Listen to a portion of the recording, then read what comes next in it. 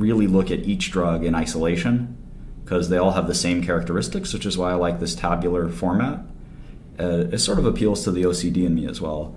And you can more or less get a sense for what each one of these drugs is worth. And you can see there's a lot of drugs, right? They've got, 27 drugs. Now, a lot of them are going to be worth nothing, but it's something that is important. So CI/CD pipeline, yeah, I'd say that's right. I've got some CI/CD pipelines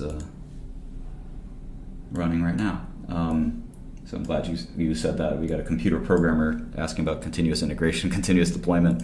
It's a little like that. It's probably more like specking, or something like that. But I don't know. So anyway, the question for Insight is what are we looking at in terms of patent expiry? And we're looking at the patents for Jakafi. That's probably not the biggest question for Jakafi, right? Because Jakafi is going to do just fine.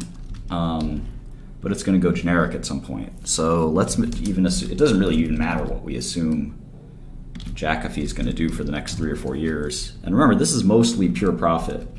But if the drug expires in 2026, we're going to see something like this, right? Something really catastrophic happen to the revenue. By 2029, there will basically be no revenue. It'll be a shadow of its former self.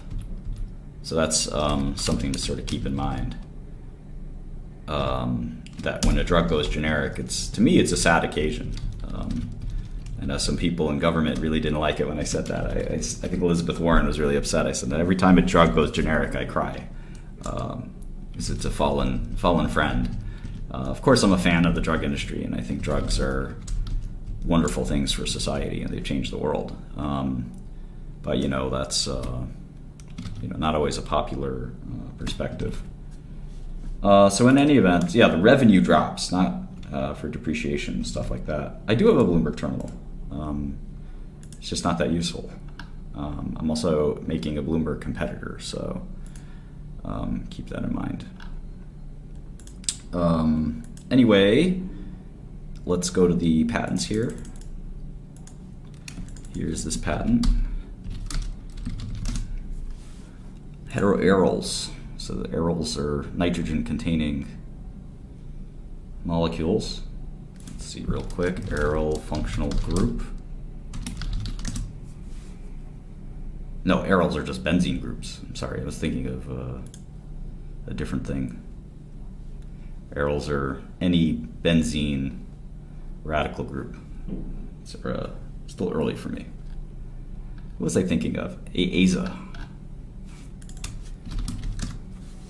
It's the AZA functional group, maybe. All right, anyway. Heteroaryl substituted pyrrolo. So those are pyrrolo or 5-membered rings, right?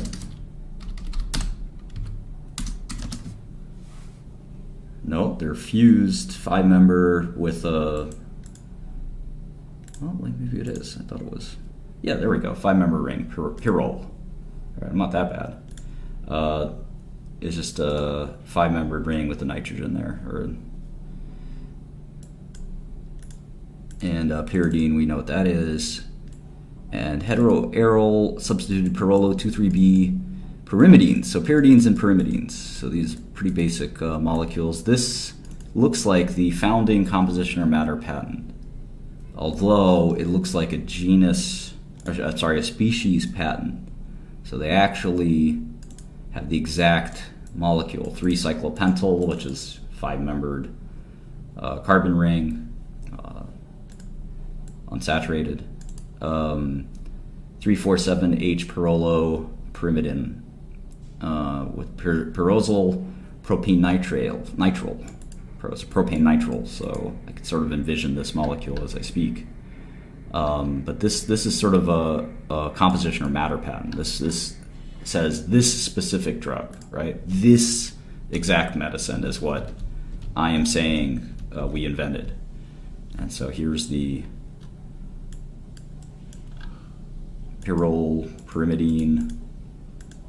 This is the cyclopentyl.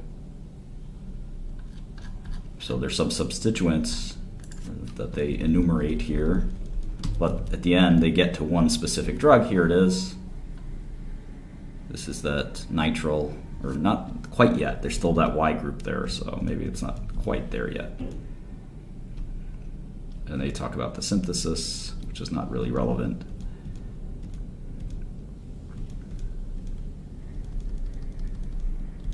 And I think they have got the final one here. Well, let's go to the claims. Claims are at the end. So you can see this is a, how big is this document? About 200 pages. They show that a lot of the drugs with this core scaffold, right, with those R1 and R2 groups, you can change the R1 and R2 groups and you still get efficacy. So that's sort of the idea behind this patent, is they're sort of teaching how do you use this invention.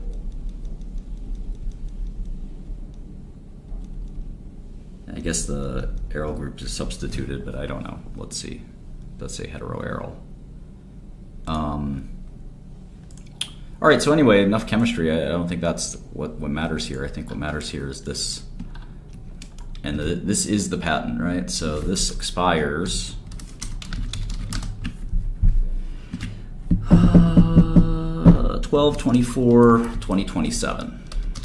All right, so that's probably the best expiration date. Now, sometimes you can get a patent extended. You can get pediatric exclusivity and you can get Hatch-Waxman restoration. So both of those are possible. So let's go to the model and let's maybe make the expiry. What's the date again?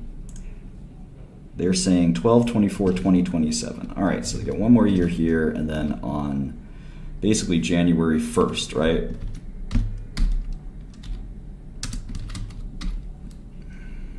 (12/27/27) COM expires. All right, so they have some time, and if you just take the Jakafi revenue alone, you basically get 16 billion. Now you have to discount that, right? But this is almost full cash in your pocket. Now they're going to spend a lot of cash trying to generate a return, but you could argue that this alone gets you 13 of the 14 billion. That's pretty interesting. My spidey senses are tingling. I think that's pretty interesting.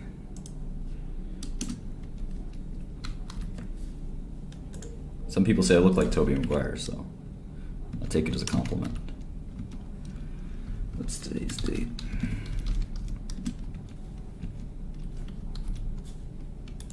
There we go.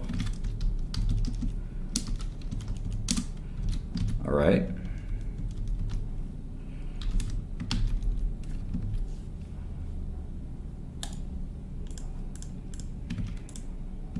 We'll look at some of the more mid-cap companies soon. We looked at a bunch of them.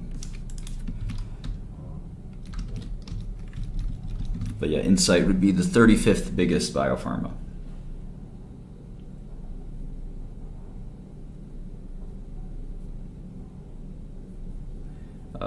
Patents are unique to the invention, so somebody else's patent doesn't affect their patent. You get 20 years of patent exclusivity. That's it. 17 to 20 years. Doesn't matter what anybody else does or doesn't do. It doesn't change your patent, right? You make an invention, that's your patent. Somebody else's patent is irrelevant to your patent. I know quite a lot about patent law, for better or worse. And just had to get a bunch of these patents. In fact, I've got a plaque here of a patent. Let me grab it in 1 second.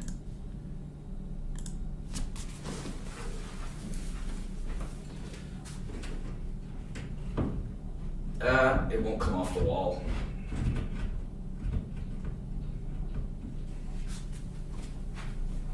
Oh well. I've got a plaque on the wall. You can probably see it back there. That's like a gold plaque of a patent that I received. Hopefully one of many more to come.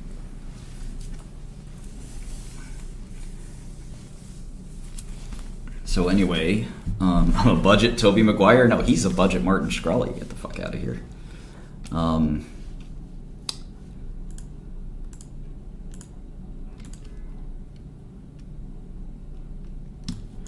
a business person. This guy's an actor. Come on. Clint Yvel was interesting to me like 8 years ago, so I don't know why you keep asking about Clint Yvel, but I'm not going to go into it into too much detail. It's just a very cheap stock, and I tried to buy the company, and the company kind of was very resistant to that idea. I ended up moving companies, so I kind of lost touch of Clint Yvel. The guys that took over after I left sold all the Clint Yvel stock, and that was really it. So let's focus on Insight, though. All right.